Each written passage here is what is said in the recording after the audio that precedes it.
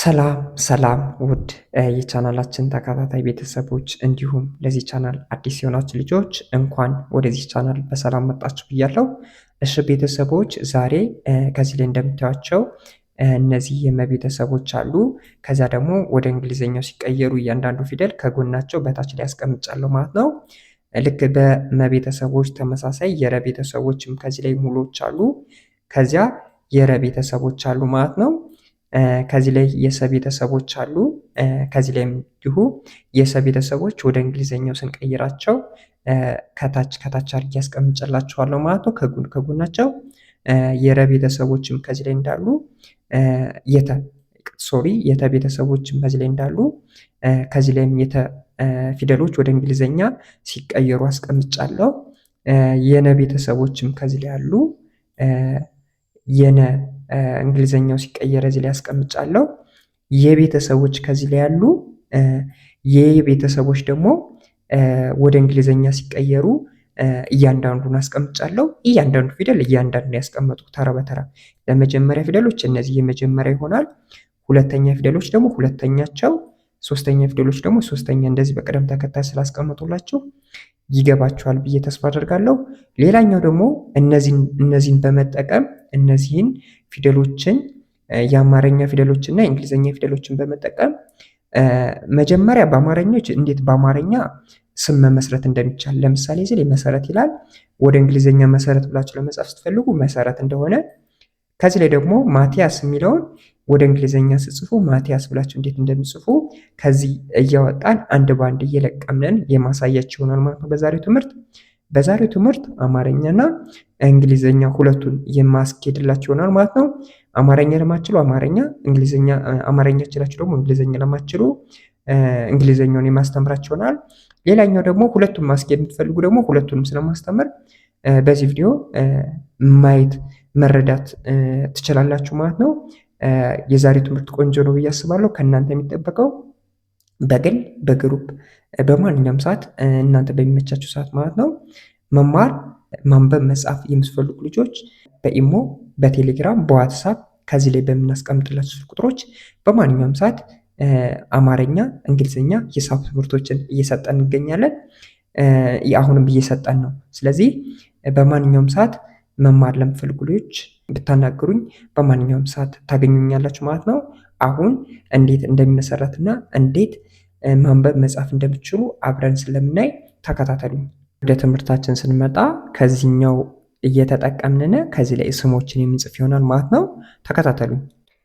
እሺ እንደምታዩት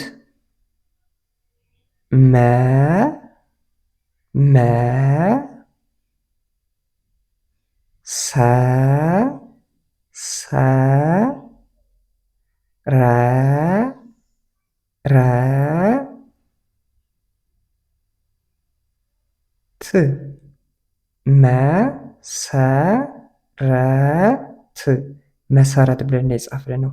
ኦኬ በእንግሊዝኛው ደግሞ መሰረት ብለን ለመጻፍ ማለት ከዚህ ላይ እንደምታዩት ማለት ይች ናት። ማለት ኤምኢ ነው የሚሆነው። ኤምኢ መሆን አለበት።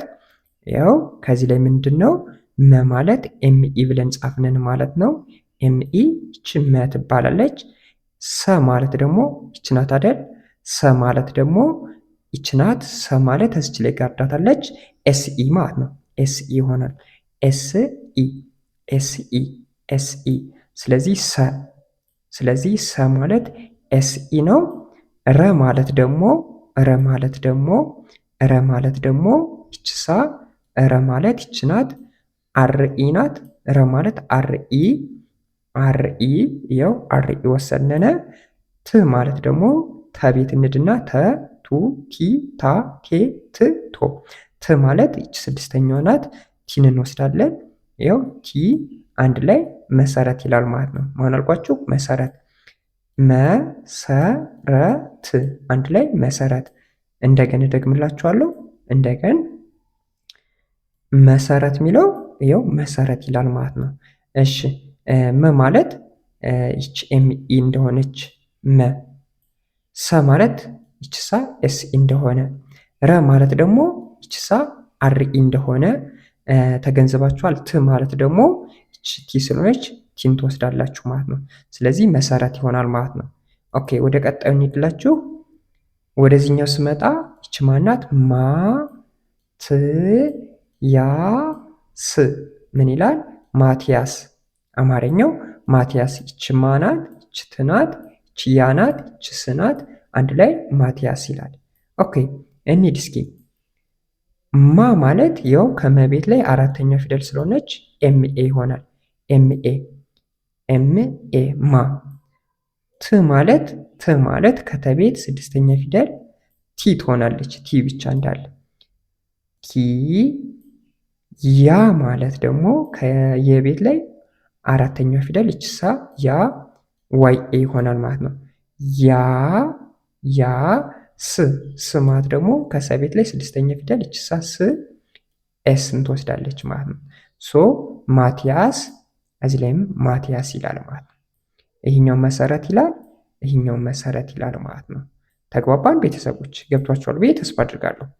ማ ማለት ያው ከመቤት ላይ ማን እንወስዳለን? ኤምኤ ይሆናል። ት ማለት ከተቤት ላይ ይችኛዋን ቲ እንወስዳለን። ት ማለት ስድስተኛ ስለሆነች ማለት ነው። ት ያው ቲ። ያ ማለት ደግሞ ዋይ ኤ ነው መሆን ያለበት። ያ ማለት ይኸውላችሁ ዋይ ኤ። ስ ማለት ደግሞ ከሰቤት ላይ ስድስተኛ ፊደል ስ ስ እናደርግና ማቲያስ ይሆናል ማለት ነው። ኦኬ ወደ ቀጣዩ እንሂድ። ወደ ቀጣዩ ስንመጣ ይች ማናት? ሰ። ይች ማናት? መ። ይችኛው ማናት? ረ። ሰመረ አይደል የሚለው? ሰመረ። ሰ ማለት ማናት? ኤስ ኢን መጻፍ አለብን። ያው ኤስ ኢን ነው እየተጻፈ ያለው። ሰ። መ ማለት ደግሞ ከመቤት ላይ የመጀመሪያው ፊደል መ ኤምኢ ነው መጻፍ ያለበት። ኤምኢ ያው ኤም እዚያ አሁን ደግሞ ኢን እንጽፋለን ማለት ነው። ረ ማለት ደግሞ ረችሳ ረ አርኢ። አያችሁ የመጀመሪያ ፊደል ናቸው ሁሎችም ማለት ነው። እሺ ተከታተሉኝ። ያው ሰ ማለት ኤስኢ፣ መ ማለት ኤምኢ፣ ረ ማለት ደግሞ አርኢ። እንዴት ካላችሁኝ ሰ ማለት ይች ሳዚ ላይ ሰ ኤስኢ እንደሆነ፣ ረ አርኢ እንደሆነ፣ መ ኤምኢ እንደሆነ ተገንዘባችኋል ማለት ነው። ወደ ቀጣዩ እንሄድላችሁ። ወደ ቀጣዩ ሲሄድላችሁ እስቲ ይህ መሰረት ነው የሚለው፣ ይህኛው ማቲያስ ነው የሚለው፣ ይህኛው ሰመረ። ይህኛው በአማርኛ ነው ስማችን ሲጻፍ፣ ይህኛው ደግሞ በእንግሊዘኛ መሰረት ይላል። መሰረት ብላችሁ ለመጻፍ እንደዚህ አድርጋችሁ፣ ማቲያስ ብላችሁ ለመጻፍ እንደዚህ አድርጋችሁ መጻፍ አለባችሁ። ሰመረ ብላችሁ ለመጻፍ ደግሞ እንደዚህ አድርጋችሁ። ይህኛው በአማርኛ ነው፣ ይህኛው ደግሞ በእንግሊዘኛ ነው ማለት ነው። እሺ ቤተሰቦች ወደ ቀጣዩ ልሄድላችሁ እስኪ። ወደዚህኛው ስመጣ ሰ ና ይ ት ምን ይላል? ሰ ና ይ ት ሰናይት። ሶ ሰብ ማን ብያችኋለሁ? ከዚህ ላይ ቀላል ነው። ሰ ማለት ኤስኢ ነው ብያችኋለሁ። ኤስኢ ችን እንምንወስድ ኤስኢ። ሶ ኤስኢ ብለን እንጽፋለን። ና ማለት ደግሞ ና ማለት ይችኛዋ ና ማለት ደግሞ ከነቤት ላይ አራተኛ ፊደል ይችናት ኤንኤ መሆን አለበት። ኤንኤ ይኸው ኤንኤ ተጻፈ ማለት ነው። ኤንኤ።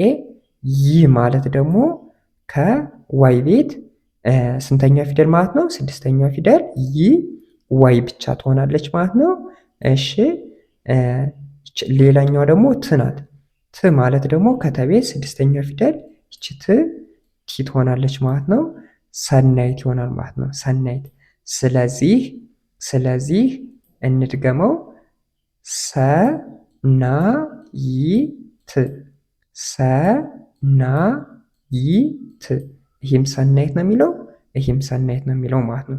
እንዴት እንደመጣ ከዚህ ላይ አስረድቻችኋለሁ። እናንተ የሚጠበቅባችሁ መጀመሪያ እነዚህን በስነ ስርዓት ማወቅ፣ ከዚያ በኋላ አማርኛውን እየተከተላችሁ ወደ እንግሊዝኛው እንዴት እንደሚቀየር በስነ ስርዓት መረዳት ነው የሚጠበቅባችሁ ማለት ነው። ኦኬ ወደ ቀጣዩ ልድላችሁ። ወደ ቀጣዩ ከመሄዴ በፊት ይህ ምንድን ነው የሚለው? ሰመረ ነው። ይህኛው ደግሞ ሰናይት ነው የሚለው። ይህኛው ደግሞ መሰረት ነው። ይህኛው ደግሞ ማቲያስ ነው። እነዚህኞች በመ ቤተሰቦች አደረኳቸው፣ እነዚህ ደግሞ በሰ ቤተሰቦች እያደረኩ ነው ማለት ነው። ኦኬ አሁን ደግሞ ምን ይላል? ሰናይ አማርኛው ሰናይ ይላል። ሰናይ ሰናይ ሰማን ነው። ኤስኢ ነው ብያችኋለሁ፣ ደጋግሜ ነገርኳችሁ። ሰ ማለት ኤስኢ ነው። ኤስኢ ና ማለት ደግሞ ከነ ቤት ላይ አራተኛዋ ፊደል ይች ና ኤንኤ ነው ብያችኋለሁ።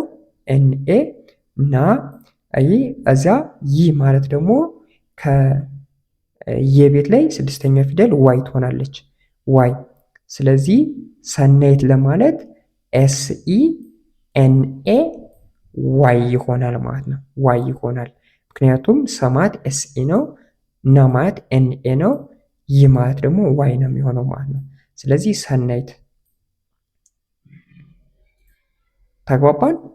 ሰመረ፣ ሰናይት፣ ሰናይ። ያው በእንግሊዘኛው ሰመረ ለማለት እንደዚህ አድርጋችሁ ትጽፋላችሁ። ሰናይት በእንግሊዘኛው እንደዚህ አድርጋችሁ፣ እዚያ ሰናይ፣ ይህኛው ሰናይ ነው፣ ይህኛው ሰናይት ነው። እንደግራ እንዳትጋቡ። ኦኬ፣ በዚህ አይነት መንገድ መሄድ ትችላላችሁ ማለት ነው። ወደ ቀጣዩ ልሂድላችሁ እስኪ። ወደዚህኛው ስመጣላችሁ ይችኛው ማናት? ሰ ማን አልኩኝ? ሰ። እሺ ይችኛው ደግሞ ሚ ሰ ሚ። ይችኛው ደግሞ ራ ሰሚራ ብለን የምንጽፈው። አሁን ሰሚራ፣ ይህ ምን ይላል? በአማርኛው ሰሚራ ይላል። ሰሚራ። ሰሚራ ለማለት ደግሞ ሰ ማለት ኤስኢ ነው የምንወስዳት። ይችኛውን ኤስኢ፣ ሰ ማለት ኤስኢ ስለሆነ፣ ሚ ማለት ደግሞ ከመቤት ላይ ሶስተኛ ፊደል ሚ፣ ያው ሚ፣ እዛ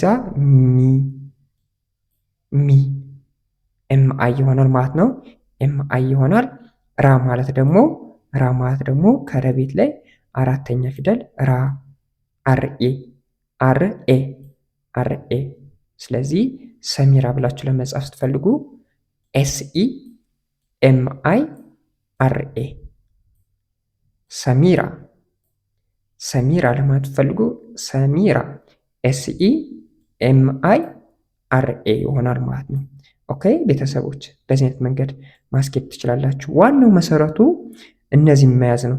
የመቤተሰቦችን እነዚህን ከያዛችሁ በኋላ እዚያ የመቤተሰቦች ወደ እንግሊዝኛው ሲቀየሩ እንደነዚህ እንደሆኑ እያንዳንዱ መያዝ፣ የረቤተሰቦችንም እንደዚህ እንደያዛችሁ የረቤተሰቦችንም ወደ እንግሊዝኛው ሲቀየሩ እንደዚህ እንደሆኑ መያዝ ማወቅ አለባችሁ።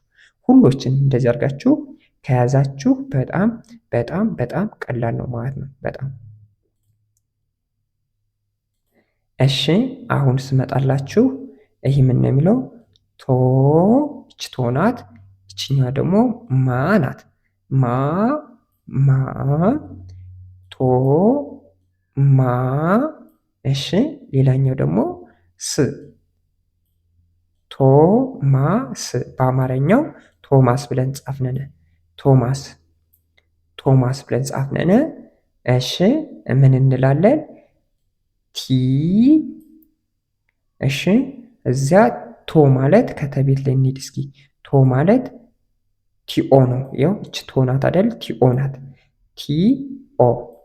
እዚያ ቲኦ ከሆነ ቶ ናት። ማ ማለት ደግሞ ከመቤት ላይ አራተኛው ስንመጣ ኤምኤ ናት። ኤምኤ ማ። እሺ ቶ ማ ስ ማለት ደግሞ ኤስ ናት። ኤስ። ኦኬ ኤስ እንጠቀማለን። አንድ ላይ ቶማስ ይላል። ቶማስ አንድ ላይ ቶማስ ይሆናል ማለት ነው። ይሄኛው ደግሞ ሰሚራ ይላል አይደል? ሰሚራ። ይሄኛውስ ሰናይ ነው አይደል የሚለው? ሰናይ ያችሁ። እሺ ይሄኛውስ ሰናይት። ይሄኛውስ ሰመረ። ይሄኛውስ ማቲያስ ሲሆን ይህ ነው። ይሄኛውስ መሰረት ይሆናል ማለት ነው። በዚህ አይነት መንገድ መረዳት መያዝ ትችላላችሁ ማለት ነው ቤተሰቦች። ለዛሬ የነበረው ቪዲዮዎች ይህን ይመስል ነበረ። በቀጣይ በሌላ ቪዲዮ ስንገናኝ መልካም ጊዜ፣ መልካም ቆይታ። በግል በግሩፕ መማር እንፈልጋለን ማናገር እንፈልጋለን የምትሉ ልጆች ከዚህ ላይ በማስቀምጥላችሁ ቁጥሮች በማንኛውም ሰዓት በኢሞ፣ በቴሌግራም፣ በዋትሳፕ ታናገሩ ትችላላችሁ ማለት ነው። መልካም ጊዜ፣ መልካም ቆይታ።